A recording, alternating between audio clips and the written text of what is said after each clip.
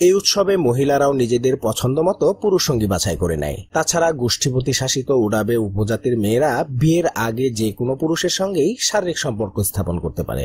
এমনকি বিয়ের পরেও তারা যত খুশি তত স্বামী রাখতে পারে। অদ্ভুত মনে হলেও এটি তাদের জন্য সমাজ স্বীকৃত স্বাভাবিক একটি ব্যাপার।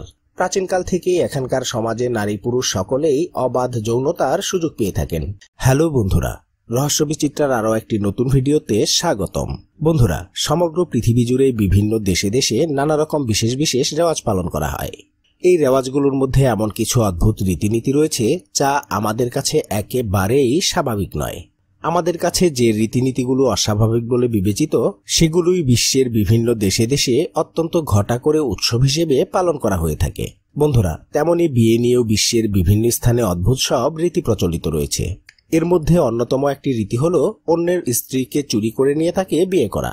শুধুমাত্র বউ চুরি নয়, অপহরণ এমনকি জোরপূর্বক দৈহিক সম্পর্ক স্থাপনের মাধ্যমে বিয়েতে রাজি করানোর মতো ভয়ঙ্কর প্রথাও বিশ্বের বিভিন্ন দেশে প্রচলিত রয়েছে।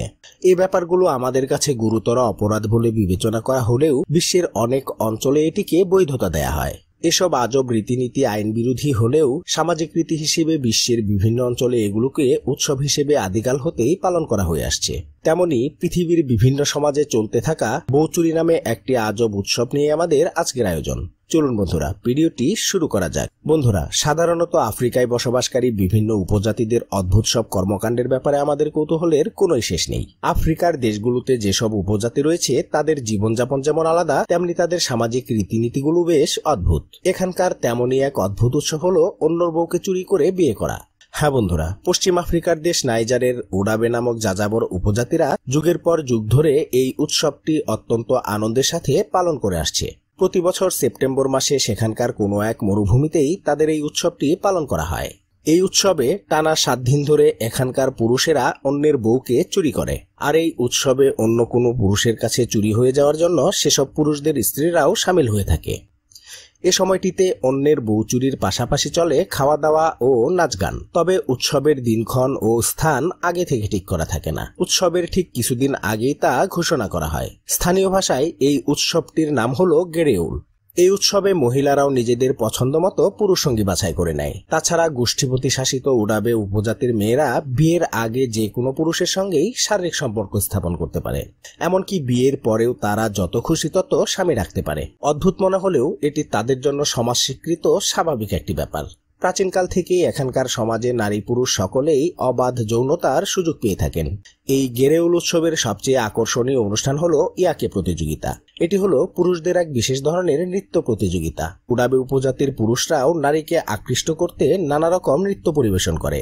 এ সময় নাচার পাশাপাশি পুরুষেরা বিভিন্নভাবে নিজেদের সৌন্দর্য প্রদর্শন করার চেষ্টা করে। মূলত এই উৎসবের মাধ্যমে উডাবে সমাজের নারী পুরুষেরা একে অন্যের সাথে সম্পর্ক ভাঙা গড়ার সুযোগ পান। সাধারণত সংসার ত্যাগ করে অন্য নারী বা পুরুষের সঙ্গে ঘর বাঁধার ঘটনা কম বেশি পৃথিবীর সর্বত্রই ঘটে থাকে। কিন্তু অন্যের বউ চুরি করে সংসার পাতার সমাজ স্বীকৃত প্রথাটি বড়ই আজব ব্যাপার। এ কারণেই উডাবে সম্প্রদায়ের মানুষ অন্যের বউচুর নামেই বেশি পরিচিত।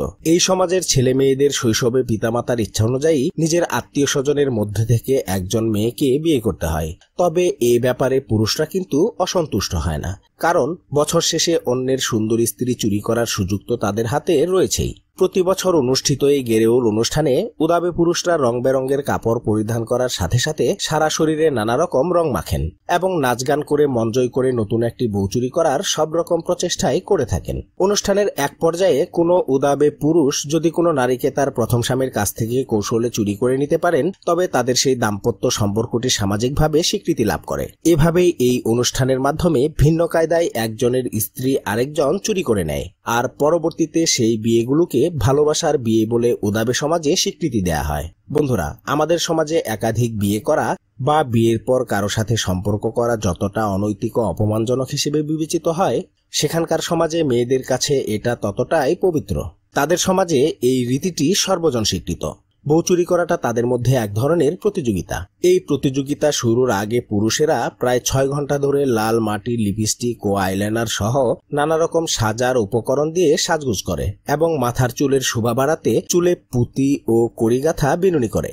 সাধারণত পরস্ত্রীর নজরকাড়াই হলো এমন সাজগোজের মূল লক্ষ্য। এই উপজাতির মধ্যে থেকে সেরা 3 বিবাহিত সুন্দরী নারী সাধারণত এই প্রতিযোগিতায় বিচারকের ভূমিকা পালন করে। এখানে নিজেদের শারীরিকভাবে যোগ্য প্রমাণ করাটাই পুরুষের আসল উদ্দেশ্য থাকে। তাই তারা নৃত্যের সময় নানা অঙ্গভঙ্গি করে ও অত্যন্ত আক্রমণাত্মক ও আগ্রাসী দেখানোর জন্য ইচ্ছে করেই তাদের দাঁত বের করে রাখে। প্রতিযোগিতা চলাকালীন নৃত্যরত উদাবে পুরুষেরা তাদের চারপাশে ভিড় করে থাকা নারীদের দিকে নানা রকম ইঙ্গিত করে থাকে, আর তাদের করা ইঙ্গিতে যেসব মহিলারা সাড়া দেয় তাদেরকেই সেই পুরুষেরা চুরি করে থাকে। তাছাড়া ভিড়ের সুযোগ নিয়ে অনেক পুরুষই পছন্দ করা পরস্ত্রীর কাঁধে টোকা মারে, আর সেই ডাকে যে বিবাহিত মেয়েটি সাড়া দেয় শেষে তারা মেলাটিতে পালিয়ে যায়। বন্ধুরা, আফ্রিকার আরেকটি দেশ রুয়ান্ডার বিভিন্ন অঞ্চলেও এমনিভাবে নববধূ অপহরণের ঘটনা প্রচলিত রয়েছে। এক্ষেত্রে অপহরণকারীরা তাদের পছন্দসই নারীকে নিজ বাড়ি বা রাস্তা থেকে কিডন্যাপ করে নিয়ে গিয়ে জোরপূর্বক শারীরিক সম্পর্ক করে এবং পরে ওই নারীকে বিয়ে করে। অনেক সময় কনের পরিবার ধনী হলে এমন বিয়ে হতে দেয় না, আবার কনে গরিব হলে সেই অত্যাচারী পুরুষটির সঙ্গে মেয়েটিকে বিয়ে দেয়া হয়। রুয়ান্ডার এই রীতি অনুসারে অপহরণ হওয়া নারী যদি জোরপূর্বক শারীরিক সম্পর্কের পর গর্ভধারণ করে সেক্ষেত্রে ওই নারীর কদর আরও বেড়ে যায়। তখন ঘটা করে বরের পরিবার বিবাহ অনুষ্ঠানের আয়োজন করেন। এরপর অপহরণকারী ও তার পরিবার কনের মা বাবার কাছে ক্ষমা প্রার্থনা করেন। এমন সময় বরের পরিবার ক্ষতিপূরণ হিসেবে কনের পরিবারকে একটি গাভী, নগদ অর্থ ও বিভিন্ন দামি উপহার দিয়ে থাকেন। রুয়ান্ডায় কনে অপহরণ করে বিবাহের কারণে অনেক নারী আবার পরবর্তীতে বিপদে পড়েন। সেখানকার মানবাধিকার কর্মীদের প্রতিবেদন অনুযায়ী যেসব পুরুষ এমন বিয়ে করেন তাদের মধ্যে 1/3 পরে সেই স্ত্রীদের ছেড়ে দেন। এছাড়া অপহরণের পর জোরপূর্বক শারীরিক সম্পর্ক স্থাপন করা নারীদের গর্ভ থেকে বেশিরভাগই প্রতিবন্ধী সন্তান জন্ম নেয়, যা সত্যিই দুঃখজনক ব্যাপার। তাছাড়া ইথিওপিয়ার অনেক অঞ্চলেই নববধূ অপহরণের ঘটনাটি প্রচলিত রয়েছে। 2003 সালে ইথিওপিয়ার সমীক্ষা অনুসারে সেখানে প্রায় 69% বিয়ের ক্ষেত্রেই এমন ঘটনা ঘটে থাকে।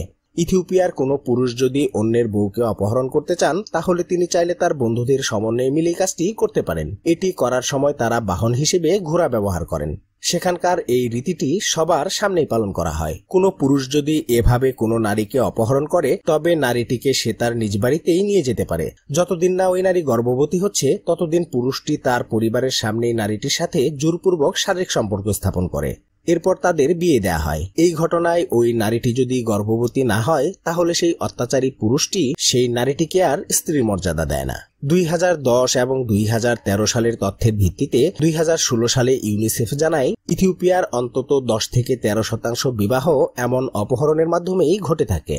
মধ্য এশিয়ার কিরগিজস্তান, কাজাখস্তান, তুর্কমেনিস্তান এবং উজবেকিস্তানের কিছু কিছু অঞ্চলে কনে অপহরণের ঘটনা প্রতিনিয়তই ঘটে থাকে। তবে কিরগিজস্তানে 2013 সালে এই রীতির বিরুদ্ধে কঠোর পদক্ষেপ নেওয়া হয়।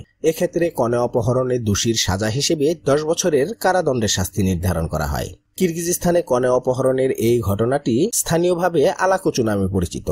এখানে স্ত্রী গ্রহণের জন্য এটি একটি সাধারণ ও স্বীকৃত উপায়।